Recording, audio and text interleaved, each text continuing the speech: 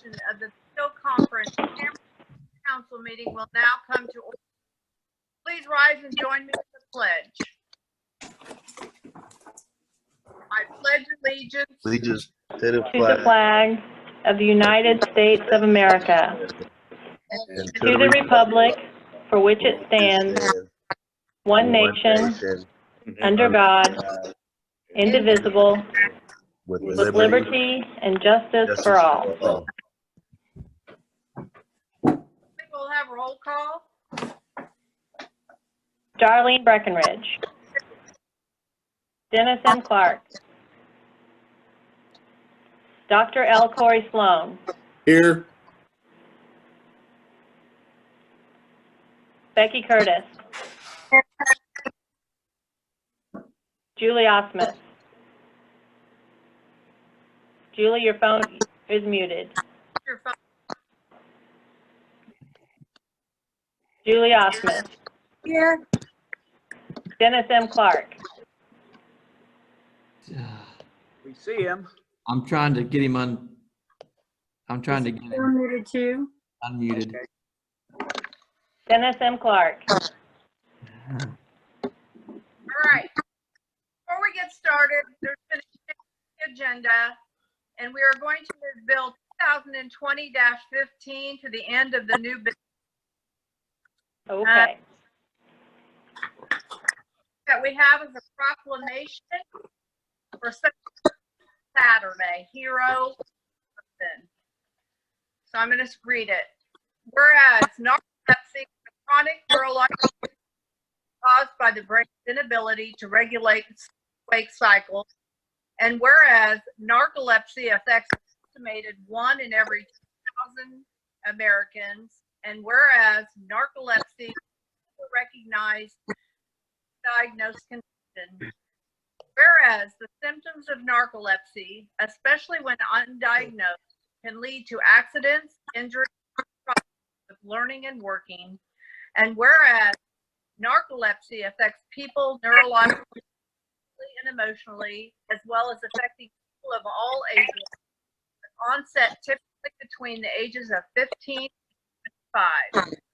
Whereas Narcolepsy Network is a national organization created to promote awareness and support for those who suffer from narcolepsy.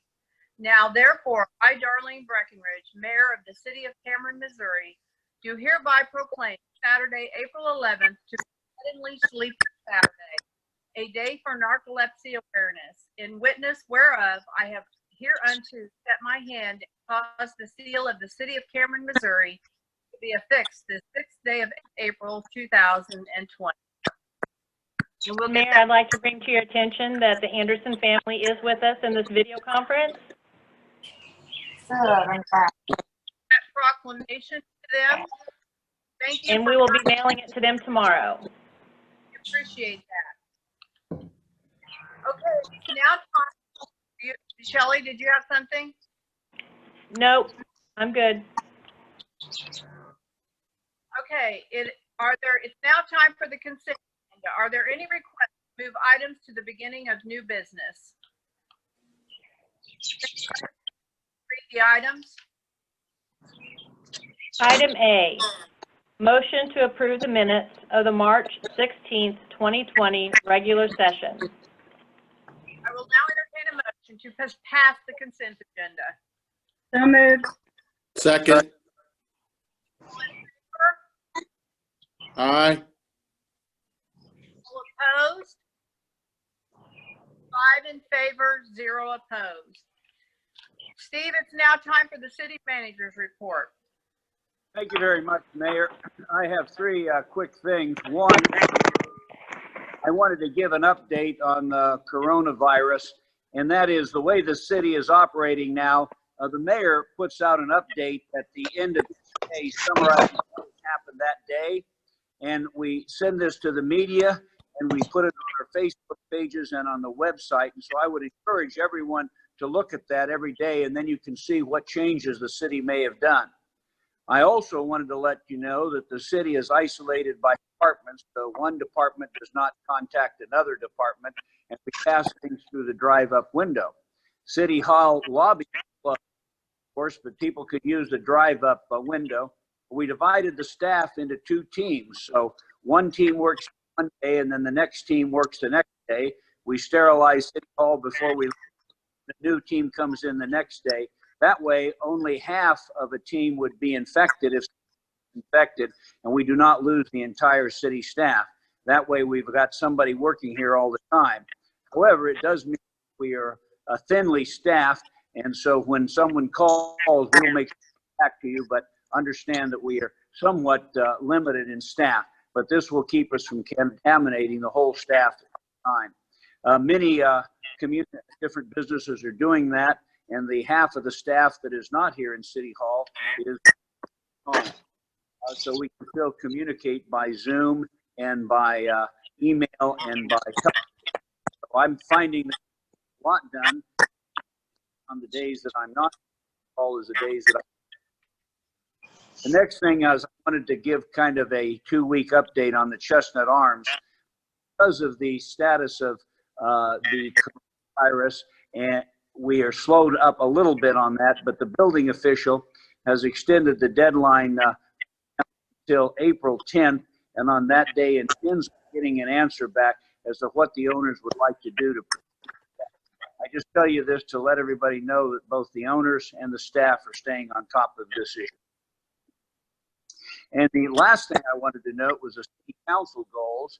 And that time last year when we had our city goals at the Elms, we had a number of goals that we put in place. That we'll find in this packet 2 things. One, an update on goal 3, which was update the emergency operations plan. As you all know, we did a lot of work on that. We're considering that at least for this year that we've accomplished that goal, and you'll see the update there from the Chief of Police. That was goal number 3. Goal number 6, public information plan, and you will see that in your packet as well. And we're working on each of those things. So we're considering updated develop the public information plan. Completed, we can continue to work on those things, but in the coming weeks we'll bring several of these for you at a time until we get ready to start the next year and have new goals. One of the things about these goals, however, is that some of them can't be completed immediately, like working with the salary update matrix. We'll have a consultant working on that. It will just take some time for them to complete it, but of course, when we get it completed, we'll bring it to you. And then to that end, of course, we're looking at doing another strategic planning session this year, annual update of these council goals. Because the election has been moved to June, we are a little bit of a tightened time schedule. So we have the election now on the 2nd of June, and that means we'll have a special meeting in the new council members on the 8th of June. So 2 weeks after that, which would be Saturday the 27th, the staff has just kind of earmarked that plan for goal setting, find a place at Elms to do that meeting. So I'd ask those days work. A lot of things are going to happen between now and then, but just for planning purposes, keep putting a date out. And if members would come back and tell me what they think about that date, or if they have any other date, we'll continue to plan ahead for that. That's still a couple months off, so we've got time to work on it. Nothing's set in concrete at this time. And that's all I have, Mayor. Steve, what was that date again? Because you cut out. Okay, Saturday, June 27th. Right. Does anyone have any questions or comments for Steve? Okay, thank you very much. All right. Here we have a report from EDOC and Terry Rummery. And I think we should have Terry Rummery up. Zach, did you get Terry on? Terry might be on this call, but we have 41 participants, so there's no way that I can tell which one is Terry. Okay. if he hears this, and come up. If I have two things then to say, I know that he was talking. One is that the EDOC has been trying to schedule a joint meeting, and we were trying to do it a little bit sooner. We postponed that now, and we're going to talk about the possibility of doing it by Zoom. We have Tim working with Mark Gargan to try and schedule that. That'll be a little bit difficult, but as we get better at using this electronic, perhaps we can get that joint meeting scheduled. And the other thing is then Terry will be later on with some other upcoming projects. I think that's all that he has. Okay, thank you. It is now time for unfinished business. 2020-11 and 12 bills have been postponed. And we discussed and voted on, option for dogs has been reviewed. So that's It will be voted on when? been postponed until, Yeah, You're really cutting out there. I think that goes to committee. yes. If I could add something to that, Mayor. Yes, I think that was June. That those two things are tied together, and we know that you had some concern about them at the last meeting. So we're talking with the individual associated with both of those, and we're going to get back to the policy and procedure committee and work out the details on that, and then we will bring it back to you. One of the reasons we put it on here as postponed, we want to make sure that you know that we have not forgotten about it, and we're working on it, and we're going to bring it back to you as soon as we've got it ready, and we hope to do that at the next council meeting. Okay, thank you. Sure. We will now have a second reading on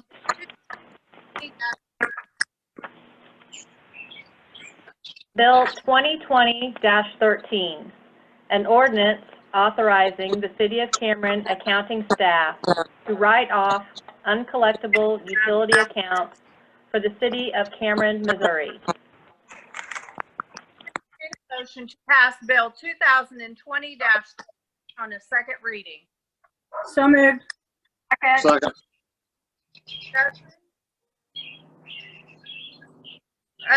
The only thing that I had was, I do know that we do this, it's kind of housekeeping, right, Shelley?